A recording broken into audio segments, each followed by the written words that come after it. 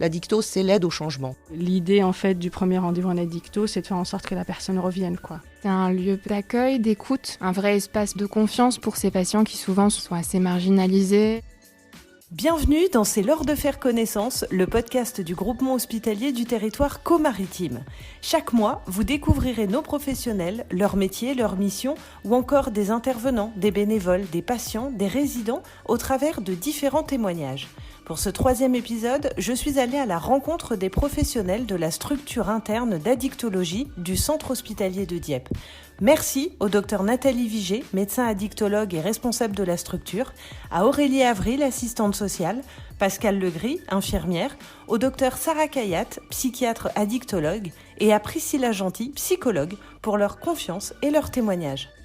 Je suis Nathalie Vigé-Vaneg, je suis médecin addictologue dans le service d'addictologie, responsable du service. Avant, j'étais médecin de prévention au Conseil général. J'avais cette mission-là, c'était un projet de santé communautaire où il fallait faire des bilans de santé à des gens qui étaient soit au RMI à l'époque, soit chômeurs de longue durée. Et donc du coup, c'est là que j'ai commencé à voir des gens en souffrance avec une addiction. Dans le coin, c'était bien entendu majoritairement l'alcool, mais aussi beaucoup le tabac. J'ai remplacé dans des banlieues de Rouen. Et là aussi, j'ai vu les premiers patients qui avaient une addiction, alcool, toxicomanie. Et donc, j'ai découvert un petit peu ça. J'ai pris mon bâton de pèlerin. Je me suis intéressée un peu à ce type de patients en grande souffrance. Puis petit à petit, voilà, ça s'est fait un peu comme ça. J'ai travaillé à l'hôpital. On a monté un service d'addictologie. Tout d'abord ambulatoire, après une équipe de liaison. Et puis, bientôt, un hôpital de jour. Médecin addicto, ça consiste en pas mal de choses. C'est un accompagnement des personnes, un encouragement motivationnel des patients pour les aider à décrocher soit d'un comportement, soit d'un produit, pour les aider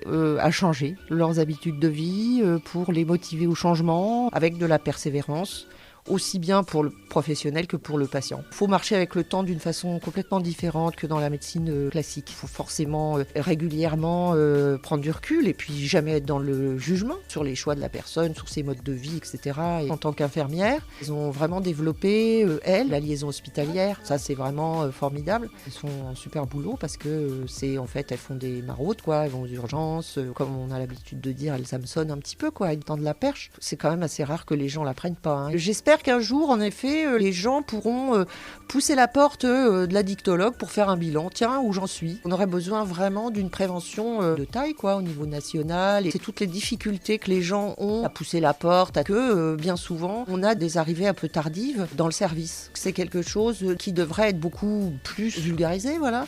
Je m'appelle Aurélie, je suis assistante sociale au SAPA du centre hospitalier de Dieppe depuis maintenant 2 ans. J'ai choisi de me spécialiser auprès d'un public en difficulté avec les addictions pour me recentrer sur l'accompagnement et aider les patients à retrouver une autonomie. Ça me permet de repenser l'addiction comme une maladie. Peut-être qu'avant, j'avais pas conscience que le parcours de soins était si complexe. Ce qui est très intéressant, c'est de travailler en équipe pluridisciplinaire, d'avoir l'avis médical, les rendez-vous avec l'infirmier. On a aussi une équipe avec les psychologues, donc ce qui permet d'avoir un accompagnement de qualité auprès du patient. On reçoit les patients en consultation ambulatoire, mais on fait aussi des activités de liaison. Et en complément, à chaque appel, on se présente dans les services pour un avis. Ce qui est important, c'est de ne jamais vouloir faire à la place de la personne, mais d'aller à son rythme, amener le patient à prendre conscience de ses potentialités et à lui permettre de reprendre confiance en lui. On travaille énormément sur l'estime de soi, l'image de soi. On essaye aussi de mettre en place des actions pour leur permettre de développer du lien social. C'est pas évident de parler des addictions et je dirais que d'autant plus quand on est une femme, c'est encore plus compliqué. Ça renvoie à la parentalité. Quand on est un homme, aller boire un verre dans un bar, c'est plutôt signe de détente. Pour une femme, aller consommer un verre dans un bar, c'est déjà tout de suite plus mal vu et mal vécu aussi par la personne. Le fait de revoir les patients, même des patients qui sont abstinents, ça c'est une belle récompense parce qu'en fait on continue de les suivre, on prend de leurs nouvelles et grâce à eux on apprend énormément aussi sur nous.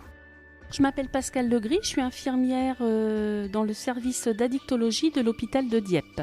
Je suis arrivée en addicto par hasard, en reclassement professionnel. D'emblée, ça m'a plu et je suis tombée dedans, quoi. Et j'ai pas envie d'en changer. Je suis très heureuse de venir travailler tous les jours. C'est un autre métier que d'être infirmière dans un service de soins classique.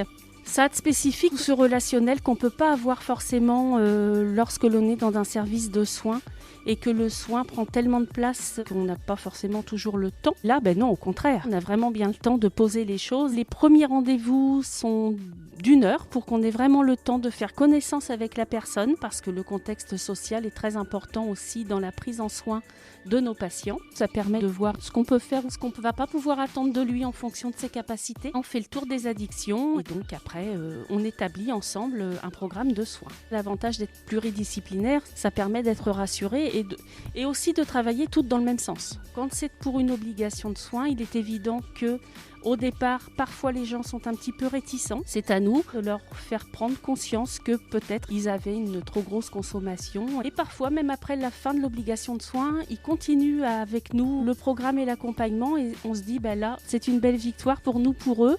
À savoir qu'il n'y a jamais de guérison. Ça, c'est important. C'est une maladie, mais qui n'a pas de guérison. On est en rémission, un petit peu comme dans les cancers. Il faut qu'ils sachent qu'on est toujours disponible pour eux si jamais il y a un petit faux pas, un petit écart. Et je crois qu'on a encore plus envie de les aider quand on sait que ça a été très compliqué pour eux, quoi.